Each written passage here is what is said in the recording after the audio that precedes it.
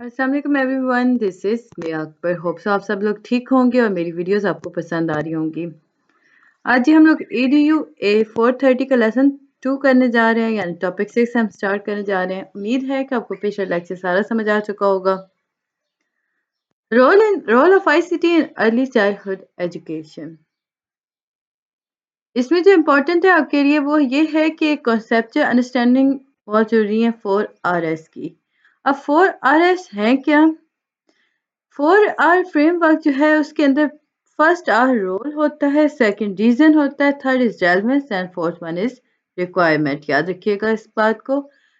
Information की आपके MCQs देती है। इंफॉर्मेशन 4RS फ्रेमवर्क बेसिकली आपका शॉर्ट क्वेश्चन था, इसमें लॉन्ग भी बन सकता है। ये एमसीक्यूज देती है आपके पास। Information can not exist in isolation. याद रखिए इंफॉर्मेशन कभी भी अकेली नहीं पाई जाती, ये हमेशा पाई जाती है कम्युनिकेशन की। जहां कहीं भी इंफॉर्मेशन होगी इसका मतलब है कि वहां पे कम्युनिकेशन होगी। अब ये मैटर नहीं करता कि कम्युनिकेशन किस तरह होगी। एक और इम्पोर्टेंट पॉइंट यहाँ पे बताया गया था कि जो दुनिया है वो डायनामिक है, वो स्टैग्नेंट नहीं है, वो स्टिल नहीं है। अब मैं जब आपको लेसन दे रही हूँ, यानी आप लेसन सुन रहे हो, मैं बोल रही हूँ, ये वो टाइम है जब अर्थ मूव कर रहा है अबाउट 460 मीटर पर सेकेंड, और इसकी जो मूवमेंट है वो अकॉर्डिंग टू इट्स ऑर्बिट है। तो ये जो लाइक कि मूव करे अपने एक्सिस पर, लेकिन हम फील नहीं कर रहे ये स्पीड। क्यों? क्योंकि ये लाइक ये डेलिकेट बैलेंस की बिहाफ पे हो रहा है। फिर है जी फिजिकल एनवायरनमेंट। फिजिकल एनवायरनमेंट है क्या? फिजिकल एनवायरनमेंट का मतलब आपका इंफ्रास्ट्रक्चर होता है, लाइक क्लासरूम का इंफ्रास्ट्रक्चर हो गया, फर्नीचर हो गया, इक्विपमेंट हो गए। हर वो चीज़ जो इसी क्लासरूम के लेआउट के बारे में होती है उसे हम कहते हैं ये फिजिकल एनवायरनमेंट है। इसी तरह सोशल एनवायरनमेंट आ गया। क्वेश्चन आता है कि what is the social environment? Social environment basically ये बेस करता है interaction between teacher and student. Temporal environment. Temporal का मतलब होता है time, like time related, schedule related. तो हम कहेंगे कि temporal environment basically time related environment को कहा जाता है। जिस तरह कि आपका पूरी एक क्लास का टाइम होता है half an hour, 1 an hour। सो ये आपके पास कंप्लीट एक टाइम रिलेटेड चीज़ चल रही होती है। जब हम बात करते हैं फिजिकल, सोशल और टेम्परल एनवायरनमेंट की, तो हम कंक्लूड करते हैं कि जो आईसीटी का रोल है वो सस्टेन करता है इन तीनों डायमेंशंस पर।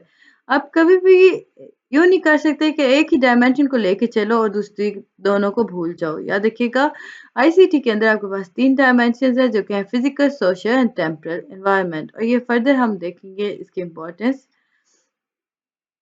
अब फिजिकल जो होती है वो लेआउट होता है, डिज़ाइन होता है क्लासरूम का। इसी तरह सोशल जो होती है ये इंटरेक्शन हो रहा होता है टीचर का चिल्ड्रंस के साथ, और इसी तरह स्टाफ का, वाइस वर्सा भी हम कह सकते हैं। Application of ICT in physical environment देखें तो रूल्स और रेगुलेशंस आ गए। हमने बात की ना कि फिजिकल एनवायरनमेंट बेसिकली लेआउट और डिज़ाइन होता है क्लास का, तो इसमें रूल और रेगुलेशंस भी आ गए। फिर है जी चिल्ड्रन की सेफ्टी। रूल्स रेगुलेशन में आपके पास कुछ रूल्स होते हैं, कुछ रेगुलेशंस होता है, ये इम्प्लीमेंट किए जाते हैं आईसीटी के अकॉर्डिंग। चिल्ड्रन सेफ्टी यहाँ पे श्योर कराया जाता है कि बच्चों को यहाँ पे गाइडलाइन दी जाती है कि बच्चों की सेफ्टी किस तरह लेके चलना है। कोई ऐसी चीज़ इंस्टॉल नहीं कर सकते वो आईसीटी के अकॉर्डिंग जो उनके लिए हार्मफुल है। अप्रोशिएटनेस यानी हर चीज़ को क्लियर होना चाहिए, हर चीज़ जो सिलेक्ट हो रही है वो बेहतरीन होनी चाहिए, अप्रोशिएट करे। Punctuality and practice. अब देखिए जब हम प्रैक्टिस और फंक्शनैलिटी की बात करते हैं तो आप इंस्टॉल करो आईसीटी इक्विपमेंट को अपने स्कूल के अंदर, तो आप क्या करोगे? IWB को भी आप इंस्टॉल करोगे।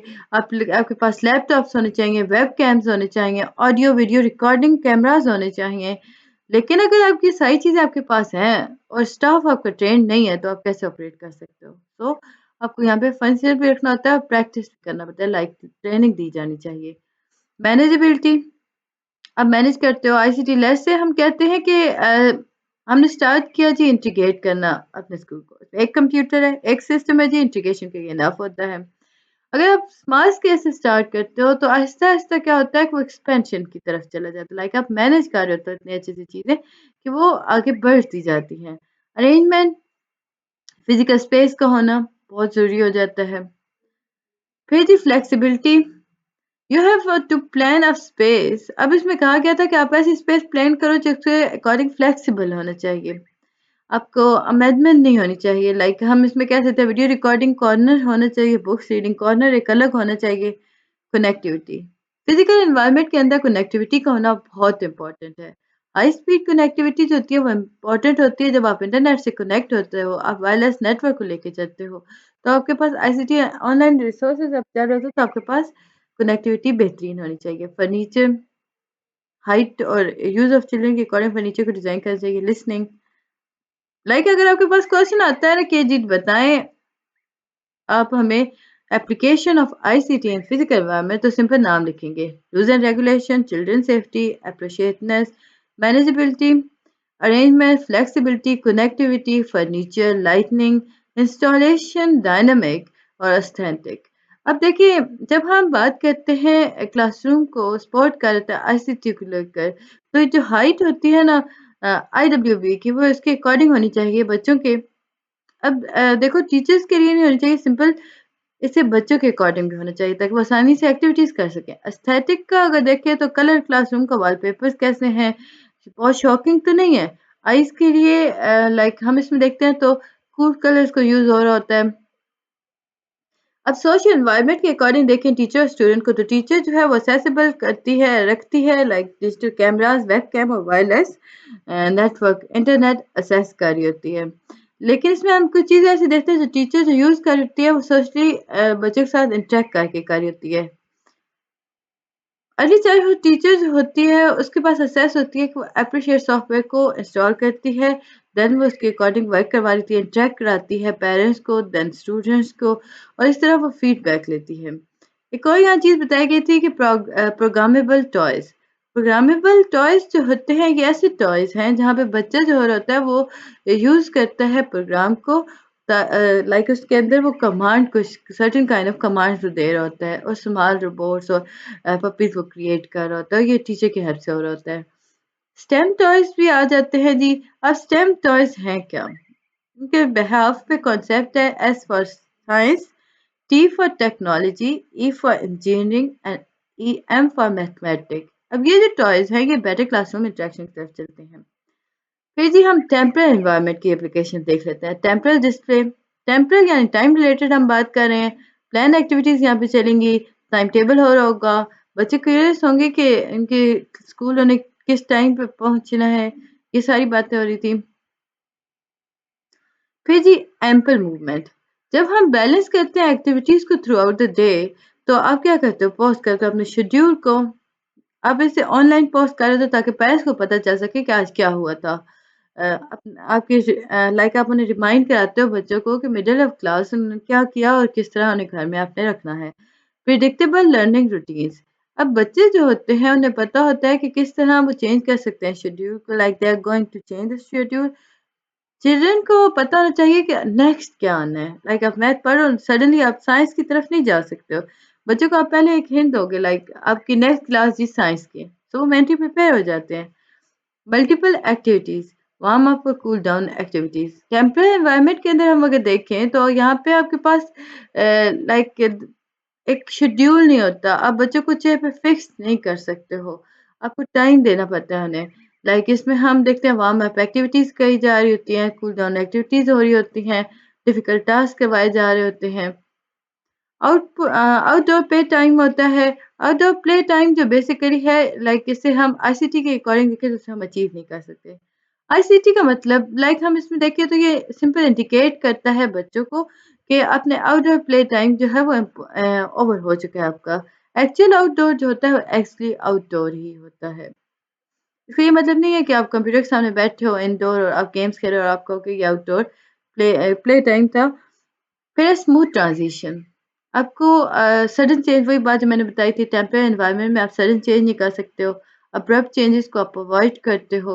आप ऐड करते हो एलिमेंट्स जिनके अंदर सरप्राइज हो रहे होते हैं, अनएक्सपेक्टेड थिंग्स जो बच्चे लोग देख रहे होते हैं, उन्हें इसमें ऐड किया जाता है कि वो उनका तजस्सुस रहे उसके साथ।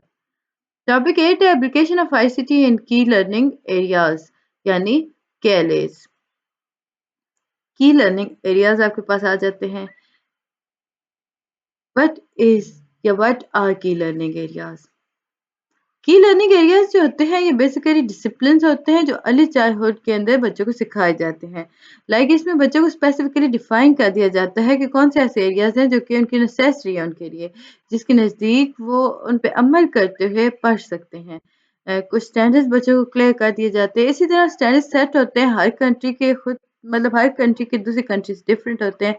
इसलिए हम इन्हें कहते हैं कि केएलएस हैं, यानी की लर्निंग एरियाज हैं। अर्ली चाइल्डहुड टीचर जो होती है उन्हें केएलएस के बारे में सही पता होना चाहिए ताकि वो अच्छे से बच्चों को हैंडल कर सके। अब यहाँ पे कंपैरिजन हुआ था केएलएस का।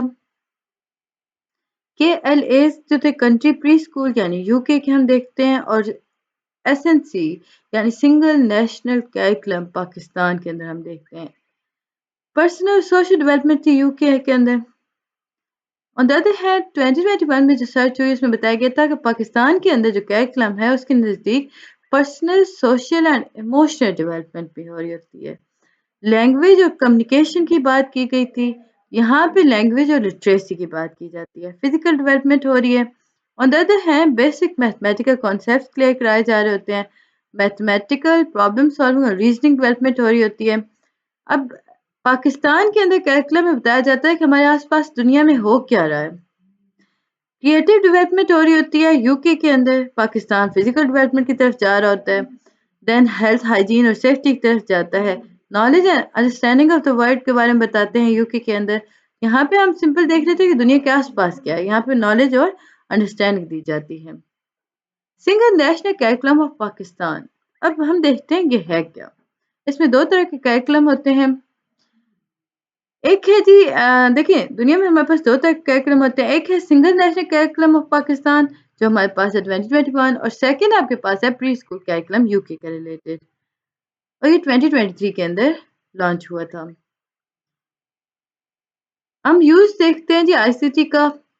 केएलएस के according personal social emotional development हो रही होती है। इसमें आपके पास 6 to 7 कॉम्पिटेंसीज हो रही होती हैं।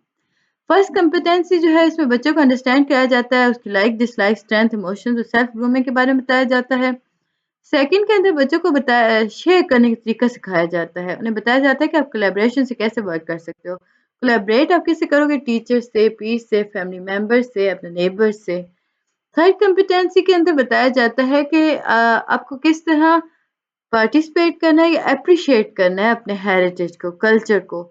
आपने उसे किस तरह लर्न करना है, कैसे अपने एक्सेप्टेंस को डेवलप करना है, रिस्पेक्ट करनी है, एप्रिशिएटनेस देखी जानी है, कल्चर्स की, लैंग्वेज की रिस्पेक्ट करनी है, और ये सारा कुछ अचीव हो रहा है आईसीटी के अंदर। विजुअल टूर हो रहे होते हैं जी। आप एक जगह बैठे हो दूसरी जगह जा रहे होते हो, ये विजुअल हो रहा होता है। कॉम्पिटेंसी फॉर चिल्ड्रन जो होते हैं वो अंडरस्टैंडिंग डेवलप करते हैं अपने रिलीजियस वैल्यूज की तरफ। वो प्रैक्टिस कर रहे होते हैं अपना फेथ। आप उन्हें टॉलरेट करना सिखाते हो कॉम्पिटेंसी की मदद से, और ये इस हेल्प के लिए हमें सॉफ्टवेयर के टूल्स यूज करते हैं।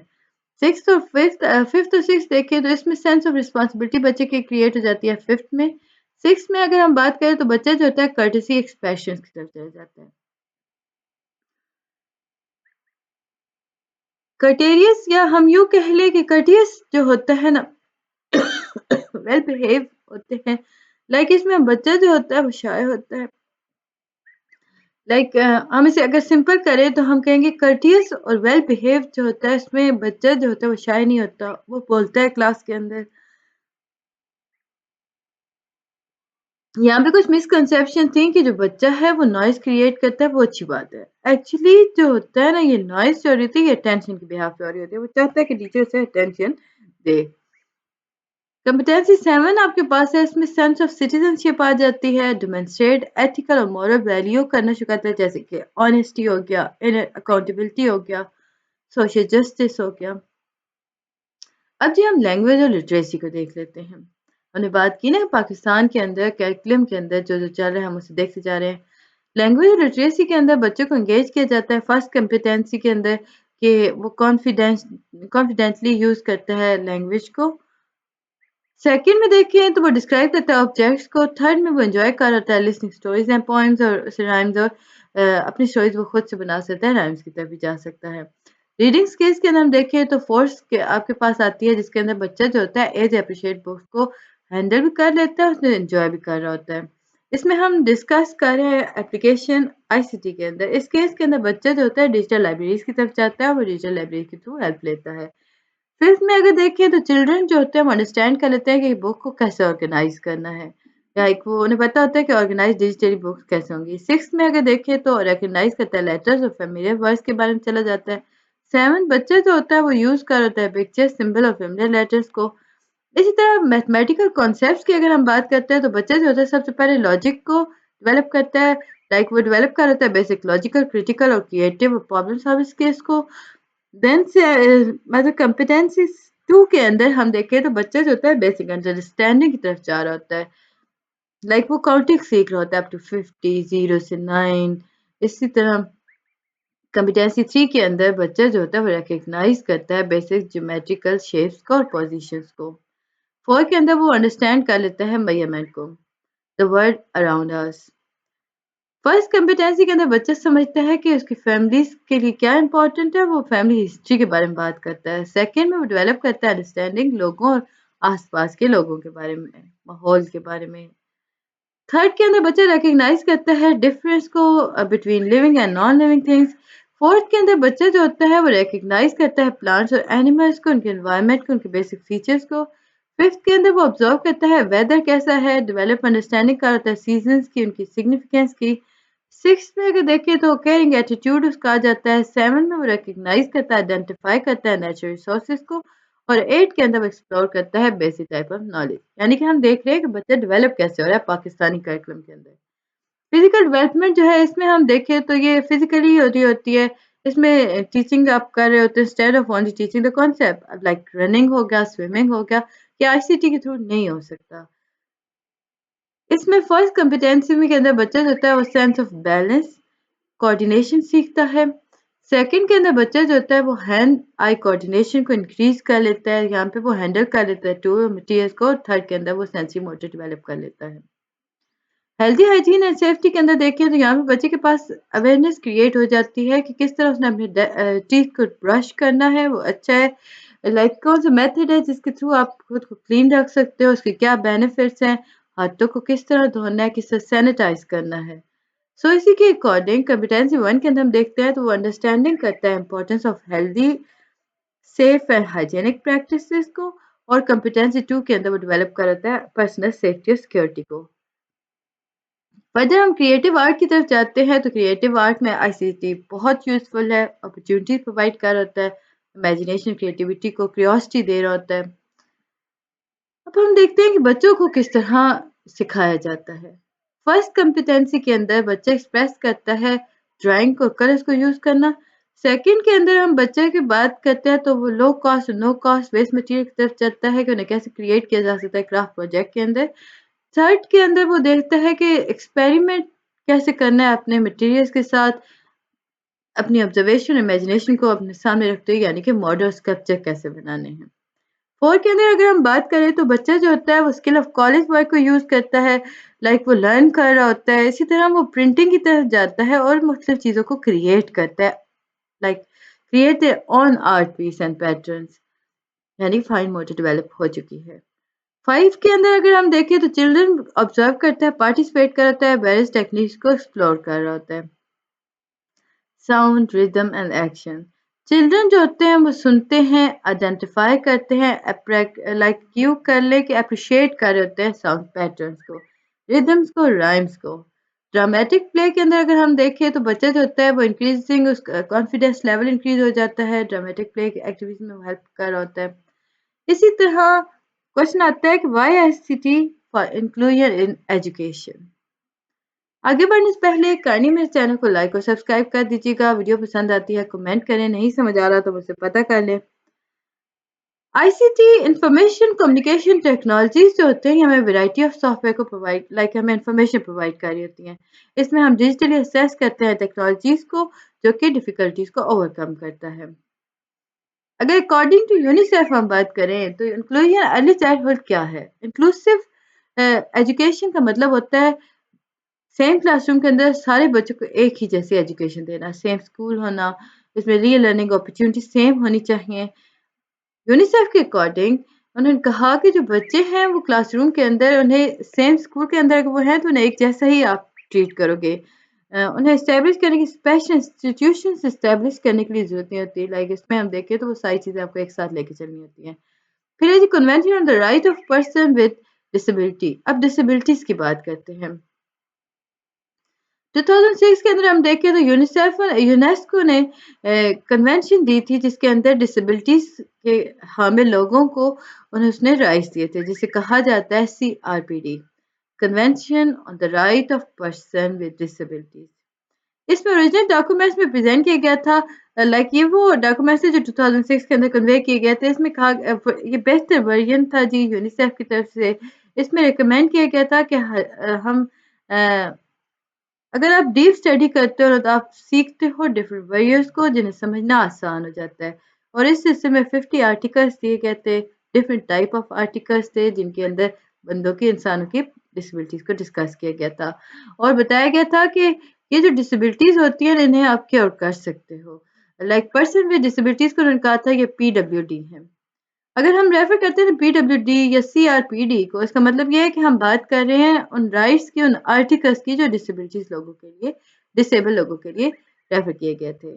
पाकिस्तान के अंदर अगर हम देखें PWD राइट्स को, तो Pakistan according to human rights इसमें बताया गया था जो नंबर ऑफ पीपल है वो डिसेबिलिटी के अकॉर्डिंग वेरी करते हैं 3.3 मिलियन टू 27 मिलियन। और इसमें अगर हम बात करें ये पॉपुलेशन सेग्रेगेशन की वजह से भी बताया जा रहा था। लाइक 70% वुमेन जो हैं वो डिसेबिलिटीज की तरफ जो डिसेबल है वो बिलोंग करती हैं रूरल एरिया से।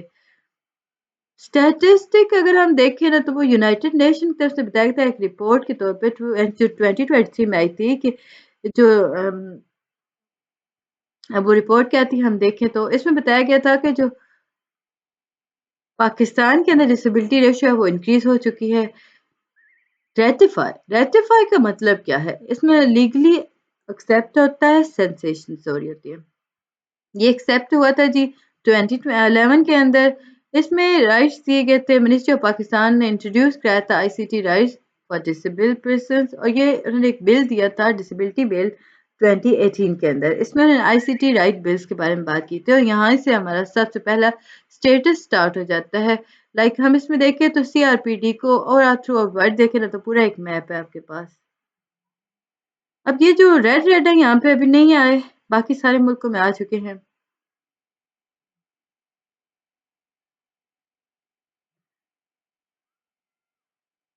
जिस चैप्टर मैपिंग हो रही है इसका मतलब क्या है? इसका मतलब ये है कि आप फैक्टर को जियोग्राफिकली देखते हो कि कहाँ पे इम्प्लीमेंट हुए हैं, वहाँ पे स्टेटस क्या है। ग्रे एरिया का मतलब है कि कन्वेंशन जो है वो साइन नहीं हुई। ओके, यहाँ पे येलो एरिया का मतलब है कि वो साइन हो चुकी हैं और लाइट ब्लू का मतलब है कि यहाँ पे साइन है और ये प्रोटोकॉल के साथ चल रही हैं लाइक दिस। ये यहाँ पे नहीं हुआ, पाकिस्तान के अंदर हो चुका है और वो चल रहा है और ये सारी चीज़ें हैं इसमें। ओके, फर्दर अगर आप देखिए आपके पेपर रिलेटेड जो इम्पोर्टेंट है वो आपके पास आ रहा है।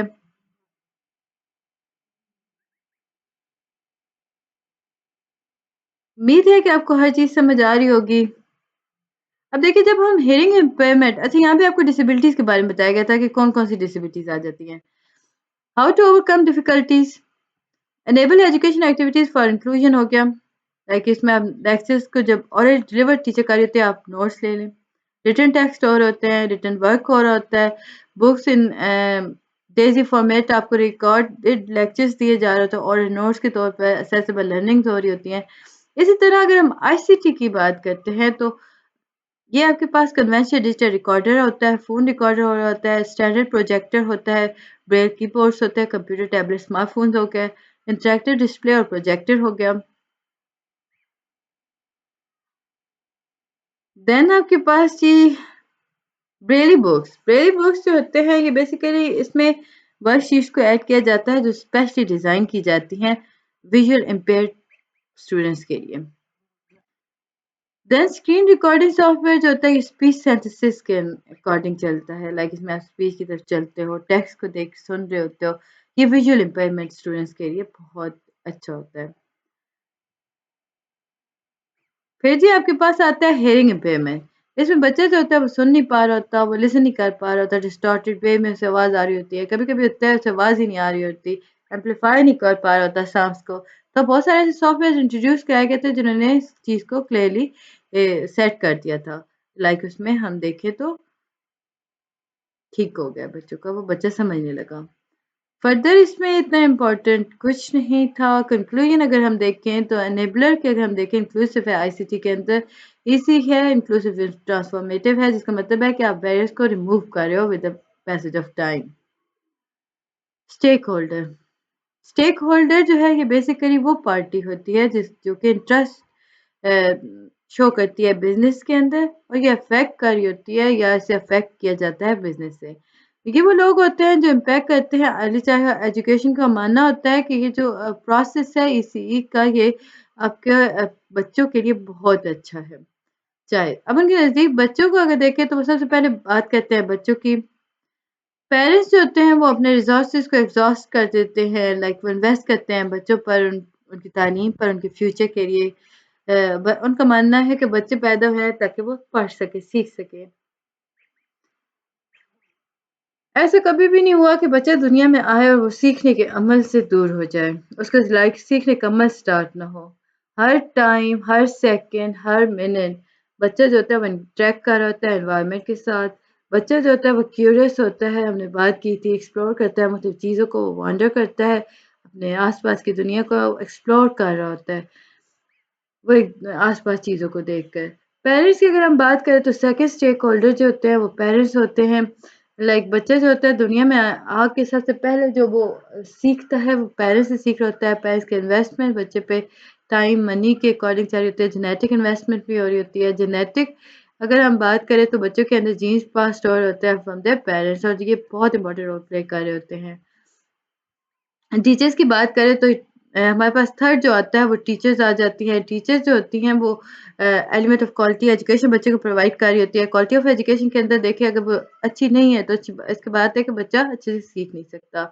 टीचर जो होते हैं यहाँ पे लाइसेंस प्रोवाइड कर रही होती है, वो स्कूल एडमिनिस्ट्रेशन और पेरेंट्स के दरमियान सर्व करती हैं। यहाँ पे फर्स्ट फेज जो है वो सोशल इमोशनल चेंजेस के बारे में बात करती है। टीचर जो होती है फर्स्ट डोर कहलाती है सोसाइटी की तरफ। बच्चा जो होता है उसकी फर्स्ट ह्यूमन बीइंग से एंगेजमेंट जो होते हैं सोशल इंटरेक्शन वो टीचर के तौर पे हो रही होती है। सो टीचर बहुत इंपॉर्टेंट होती है। सोशल एडमिनिस्ट्रेशन की तरफ बात करें तो ये रिस्पॉन्सिबल होते हैं कि पॉलिसी स्ट्रेटजीज बनाने में अर्ली चाइल्डहुड एजुकेशन के अकॉर्डिंग। स्कूल एडमिनिस्ट्रेशन के अंदर अगर देखें तो ये पॉलिसी मेकर्स के तौर पे काम करते हैं। अब हम पॉलिसी मेकर्स और इनको देख लेते हैं, एक्सपर्ट्स को देख लेते हैं। हमने इसी करिकुलम के बारे में बात की, यहाँ पे हम बात करते हैं पॉलिसी मेकर्स को। जब हम आईसीटी की बात करते हैं, जब वो हिस्सा बन गई ईसीई की, तो बहुत सारी एजुकेशन पॉलिसी जो थी वो उन्होंने इस चीज़ को प्रॉपर्ली सपोर्ट नहीं किया, इम्प्लीमेंट नहीं किया सिस्टम को। सो ये बहुत इंपॉर्टेंट स्टेप था कि स्टार्ट से स्ट्रीम किया जा सके।